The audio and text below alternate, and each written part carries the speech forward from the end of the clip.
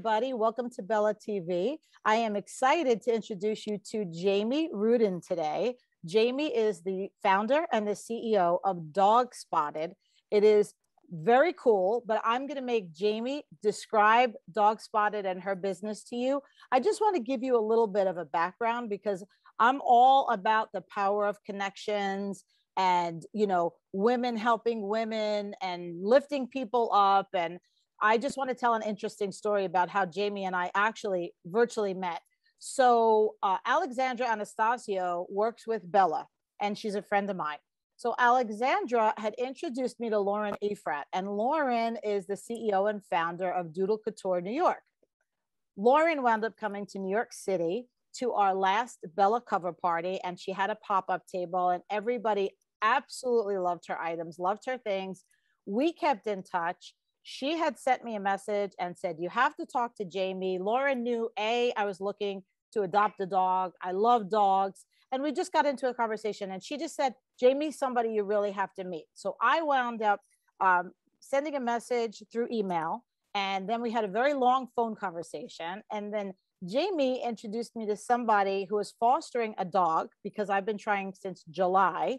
And I wound up speaking to that girl who helped me tremendously, but I wound up fostering another dog, but I helped a friend foster the dog through Jamie, who came from Lauren and Alexandra. And it was just full circle. And as we're all speaking, we're all giving names to one another. And, oh, you have to talk to this one. You need to talk to Alexandra. So I love this because this is like the best power of connections that there could be.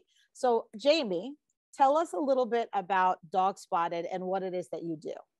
Yeah, thanks. And love that story. It's just so true about the importance of connecting and community, which is also part of what Dog Spotted is. Yep. So if you go on dogspotted.com, what you'll find is expert written content. And the reason I decided to do that, at least to start with that, is when I fostered a dog about 2 years ago, my boyfriend and I really struggled because the dog we brought home had fleas and we didn't know what to do. And we'd both grown up with dogs and this had never happened. So I'm Googling high and low and really struggling to find an answer that doesn't scare me, meaning a pet MD, like, oh, your dog has fleas, they might have cancer too. And it's like, what? Right. Or the flip side of the coin where it's like dog mom saying, I concocted this potion from my cabinet. And it's like, did that work? So what I wanted to do is create a place where experts like vets and trainers and groomers and walkers could come together and help dog parents navigate what I like to call parenthood through what I like to also call the best friend tone. Because when it's too clinical, it can become overwhelming and you just need the answers fast. Yep. And having it in an easy, digestible manner helps you be a better dog parent. We even actually have an advice column. So if you have a question for a vet or a trainer, you know, who are very expensive, send them our way and we're more than happy to get them answered for you. So that's one part of Dog Spotted. The other pieces are, again, to your point about rescues. We're based in New York City. And again, when I was looking to rescue, it was really hard to navigate, especially everyone and their mom wanted a dog during COVID.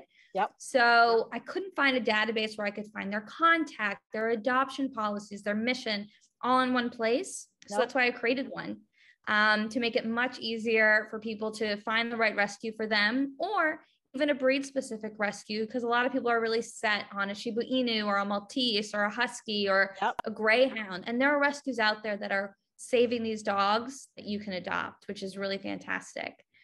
And then we're also partnered with small businesses in the dog space, literally anything from getting your dog painted on your phone case or a bag to dog clothing, treats, beds, training beds. Yeah. I absolutely love that. Yeah, it's amazing as well because small businesses typically are started, from what I see, is they see a gap in the market and they either have the expertise or the motivation to fill that. And these small businesses want to help. And in conjunction to promote them, they have provided us an exclusive discount code. So as long as someone signs up for Dog Spotted, which is totally free, you get 60 plus discount codes, because who doesn't love saving money, especially when spoiling your dog? Like that's the best. Absolutely. Absolutely. And, you know, I love the fact that, yes, it's about saving money. It's a tremendous resource. Rescuing a dog, to me, for anybody who's even on the fence with that, I haven't looked to purchase a dog since my golden retriever, who's been gone over 7 years, right? So I went to look online and I was like, this rescue, I meant well, but I can't take it. I can't find a resource. I was all over the place. You go on Pet Finder, all these other things. And by the time you find a dog, the dog's completely gone. Yeah. Or you put in an app and they answer you and say, it's pending. We're going to look at it. But by the time they get the paperwork through and do everything they need to do, I mean, I could adopt a child faster than I could adopt a dog. So I went online and I started Googling different breeds and different things. And you're paying $2,500 and up for your dog, and then you're going to get your dog fixed, and then you're going to buy all the accessories. So if you want to pay over $3,000 for a dog, that's awesome. But to me, I would rather spend it on a dog I rescued that really needs a home. There's so many dogs that need homes. As far as your resources go, so I know that you're working on it. It's a work in progress, and you have a launch that you're working on, the soft launch now, but I think that you said like January, February was when you were really good. So tell me what you're working on right now. Yeah. So in January, February, that's our goal. We hope to sign on around 50 plus vets. In New York City alone, there's over 260. Okay.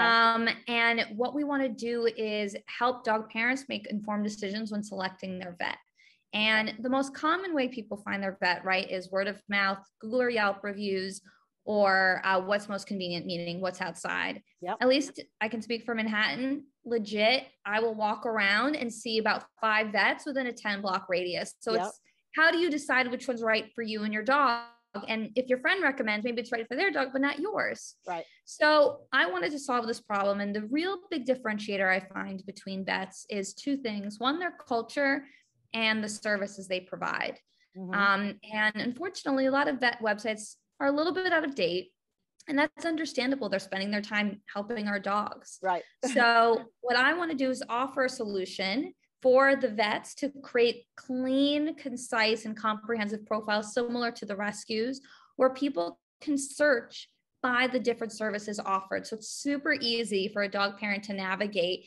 And we'll also have testimonials where when you look at Google and Yelp, 1, you don't know if it's actually legitimate or not. It could be any schmuck writing a review. True. 2, it's always emotionally motivated, understandably, right? You're either really happy or super pissed. And we want to get those reviews that are in the middle. So going back to those small businesses, we're actually partnering with them to incentivize people to write reviews about their vets. Okay. So we're really excited about that, and having a secret code word so that we can ensure that that the dogs that are writing the reviews actually went to that practice. So it's super exciting. We've already got the majority of the 50 ready to go, but we just want to make sure everything is smooth and clean. And on top of that, in conjunction, we're actually doing a list of dog-friendly places, because who wants to leave their dog at home? So, absolutely.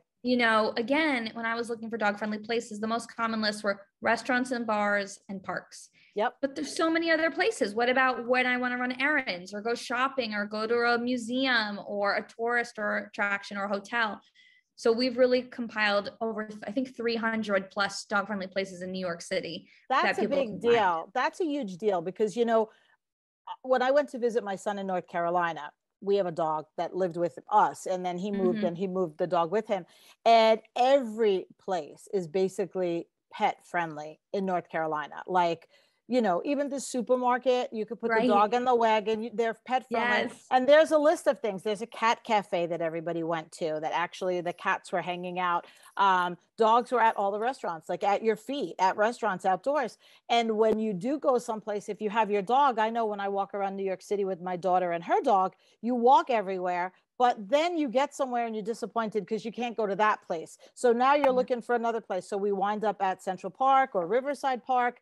We don't wind up. So I think it's a huge resource. And with the vets, and especially in New York City and in New Jersey too, you want to not only find a vet that you feel comfortable and can relate to, because not every dog or person is different, just like your own personal doctor, right? Not every doctor that I like is going to be good for you, and vice versa. So I like that people are going to stick to their area also. My daughter lives on the Upper West Side. She's probably searches out things to do with the dog on the Upper West Side. At least the grooming and the maybe not bringing a pet somewhere because they'll go everywhere, but the Right. grooming and the vet, the things that you do more often. And then I know dog sitters, even from my son in Carolina, dog sitters are really hard. And you Mm-hmm. want a really good recommendation for a dog sitter. You really do. And it has to relate to your dog. So I'm glad that, you're adding all those things. I think having a resource for pet parents is as important as having a resource for parents,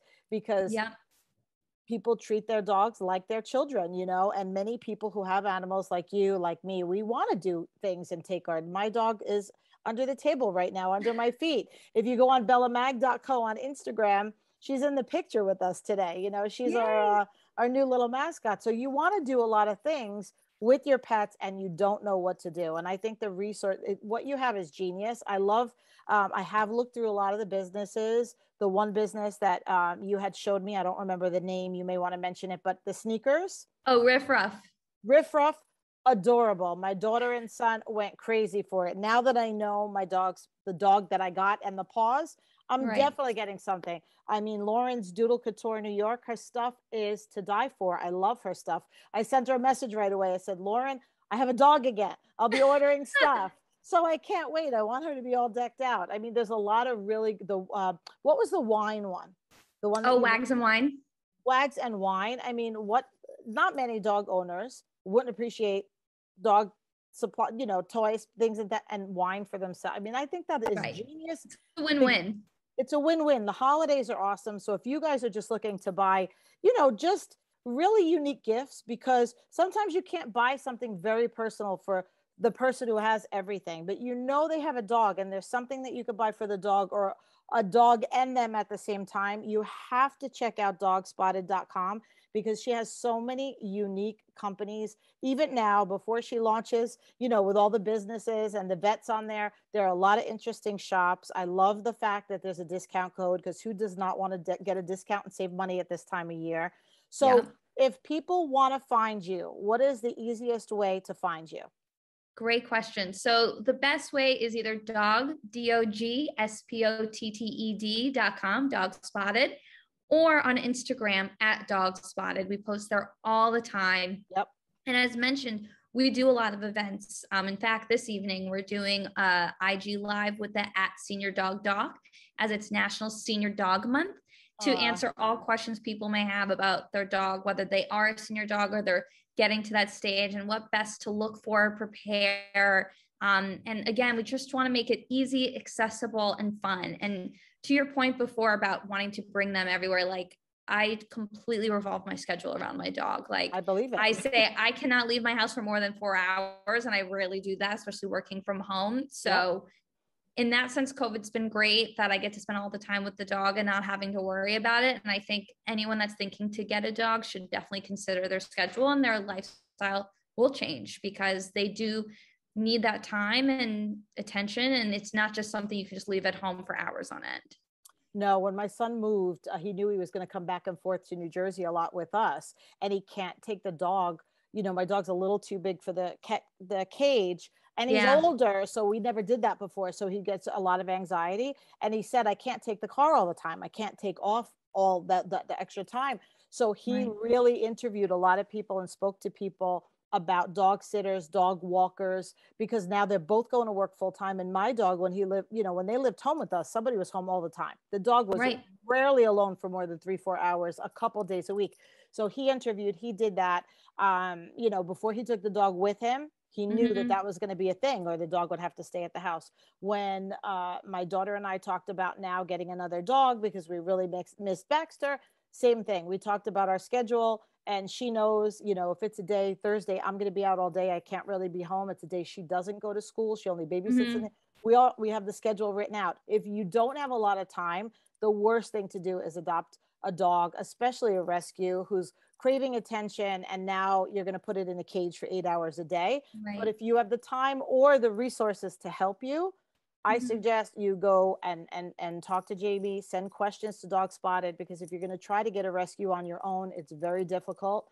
You definitely need help. And I'm in New Jersey, and I was going to go to New York to pick up a dog. So to me, it's nothing. I think if you're going to go through what I went through in New Jersey, it's well worth it. So make sure you go to dogspotted.com and look at it and look at all the fun gifts and the fun presents. And I know, Jamie, we're definitely going to have you back, because when everything hits and you have all those vets, I want everybody to see it. I'm anxious to see it too. So everybody, dogspotted.com. Jamie, it was awesome having you. Is there anything you want to leave anybody with, or anything that you wanted to mention? I think the last thing I would say, just to what Yuri was saying earlier, if you're not sure, fostering is always a great option. Yes. And it's a temporary solution, right? Where you get to have a dog anywhere from a week to a month, sometimes more. And the rescue will often pay for most of the expenses, if not all. So I'm just a big proponent of dogs make our lives so much better. And we have great articles about fostering. So if you're interested in what that means, definitely check it out. But I just want to say thank you so much for having me. And this was so much fun. Thank you. And I look forward to seeing you very soon.